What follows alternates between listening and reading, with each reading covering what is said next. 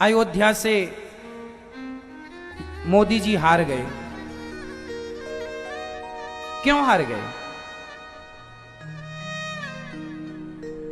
जिन्होंने राम जी का मंदिर बनाया, जो राम को जन जन तक पहुंचाए, वो हार गए।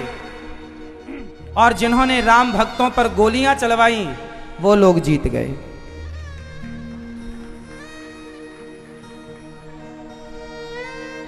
जिन्होंने भगवत गीता को पूरी दुनिया में जाके, मोदी जी जहां भी जाते हैं तो उस देश के प्रधानमंत्री या राष्ट्रपति को भगवत गीता गिफ्ट करते हैं, दुनिया तक भगवत गीता पहुंचाने वाले मोदी हार गए। और राम पर उंगलियां खड़ी करने वाले, राम को काल्पनिक कहने वाले लोग अयोध्या में जीत गए।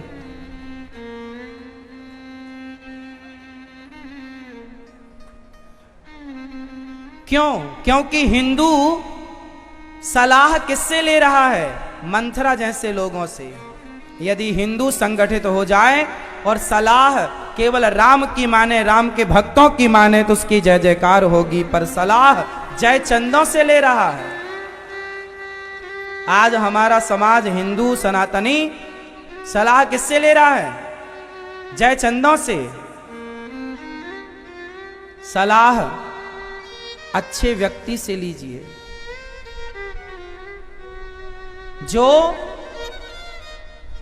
जो देश के लिए कार्य करने वाले लोग हैं, उनका सपोर्ट आप सनातनी नहीं करेंगे तो कौन करेगा? आज भागवत हो रही है, गीता हो रही है, राम राम। मोदी जी एक ऐसे प्रधानमंत्री हैं, खुले मंच से जय श्री राम बोलने में उन्हें कोई संकोच नहीं है। जो खुले मंच से राम नाम बोलते हैं, राम की जयकारा लगाते हैं, वो हार जाते हैं। और जिनके मुंह से राम निकलता नहीं, वो जीत रहे हैं। और जिताने वाले हिंदू। इससे बड़ा दुर्भाग्य क्या होगा? संगठन की कितनी बड़ी कमी है। हिंदुओं की एकता यदि शुरू में भी होती तो 700 वर्षों तक ये भारत गुलाम क्यों होता?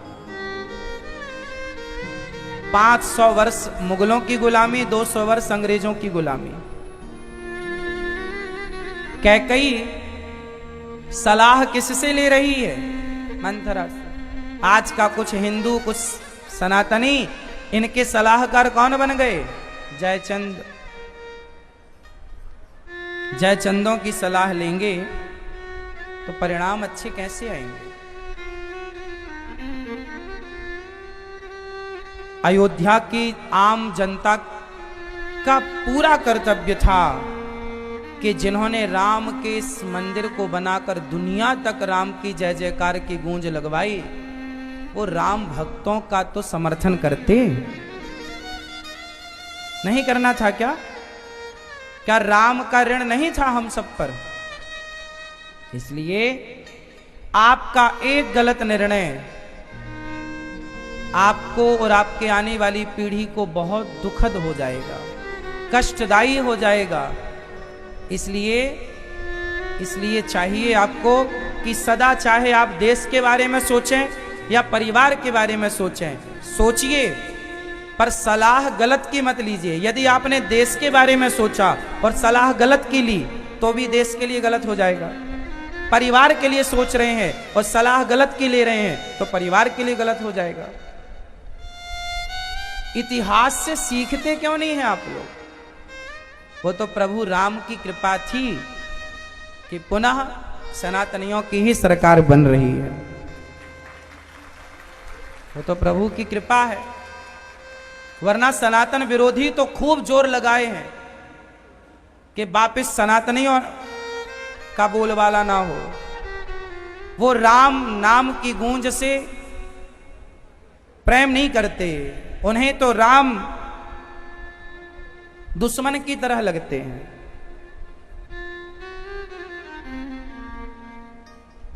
वो तो अच्छा है कि अब आप लोग अपने अपने घर में कीर्तन कर लेते हो, राम राम का नारा लगा लेते हो, जय श्री राम बोल लेते हो, हाथ जोड़ के राम राम कह लेते हो। आने वाले समय में यदि सनातनी संगठित नहीं हुए तो राम राम का कीर्तन कहीं सुनाई ना पड़ेगा। इसलिए आपको सनातनियों को एक संगठन में संगठित रहना चाहिए। अब आप बताइए कि भारत में जब से वर्तमान प्रधानमंत्री जी, उसके पहले किसी प्रधानमंत्री ने क्या भगवद गीता दुनिया तक पहुंचाई? नहीं। तो जो भगवद गीता को, जो भगवान कृष्ण के 700 श्लोक हैं, पूरी दुनिया में सबसे ज्यादा पढ़ी जाने वाली पुस्तक भगवद गीता है। इस संसार में ऐसी कोई भाषा नहीं है जिस भाषा में गीता को ट्रांसलेट ना किया गया हो। और भगवद गीता का सबसे पॉपुलर एक श्लोक है जो सबको रटा है, कर्मण्येवाधिकारस्ते मा फलेषु कदाचन। इसका अर्थ पूरी भगवद गीता में, इस श्लोक का अर्थ पूरी दुनिया को प्रेरित करता है कि तू कर्म कर। भगवान कृष्ण क्या कहते हैं? कर्म कर तू अपना, मैं फल देने बैठा हूं, तू कर्म खूब कर। कर्म की सबसे श्रेष्ठ प्रेरणा यदि हमें मिलती है तो भगवद गीता से। कर्म कर। आज के बच्चे जो खटिया तोड़ रहे हैं, ये गीता पढ़ते ना तो खटिया ना तोड़ते, कर्म करते, क्योंकि गीता कह रही है कर्मण्येवाधिकार, तू कर्म कर। बात समझ में आ रही है कि ऊपर ऊपर जा रहा है? बताइए, हम हिंदुओं की सबसे उत्तम पूज्य पुस्तक कौन सी है? जोर से। हम सनातनियों की सबसे पूज्य पुस्तक कौन सी है? भगवद गीता। वही भगवद गीता ले जा करके दुनिया के राष्ट्रपति और प्रधानमंत्रियों को हमारे देश के प्रधानमंत्री जी दे रहे हैं कि नहीं? तो ये भारत का सम्मान कर रहे हैं कि अपमान कर रहे हैं? जोर से। ये सनातनियों का सम्मान है कि अपमान? तो जो आपको सम्मान दे रहा है, जो देश को सम्मानित करा रहा है दुनिया से, जो भारत की भगवद गीता को जन जन तक पहुंचा रहा है, जो भारतीयता का प्रचार कर रहा है, भारत के संस्कारों का प्रचार कर रहा है, उसको बनाए रखने की जिम्मेदारी हम आम जनता की है, नहीं है? है या नहीं? इसके पहले किसने गीता दी भाई? बताओ नाम, हम उसका भी नाम ले लें। इसलिए नाराजगी इतनी भी ना हो कि आपकी नाराजगी से, देखो, एक जंगल में दो शेर थे। एक जंगल में दो शेर थे। एक शेर था जवान, एक शेर था बूढ़ा। तो जवान और बूढ़ा शेर जो था, दोनों साथ में रहा करते थे।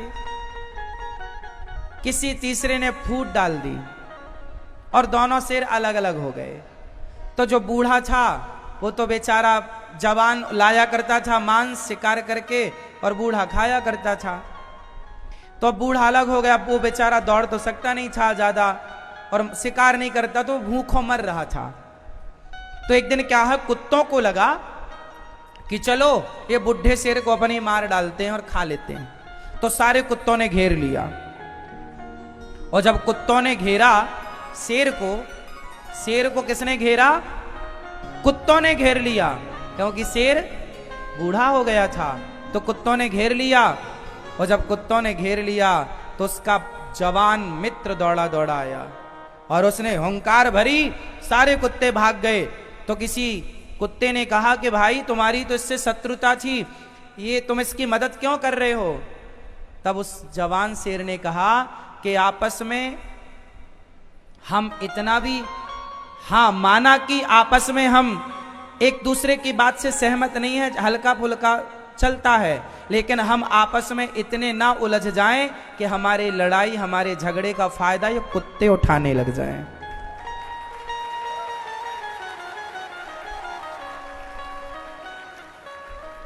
हमारी आपस की लड़ाई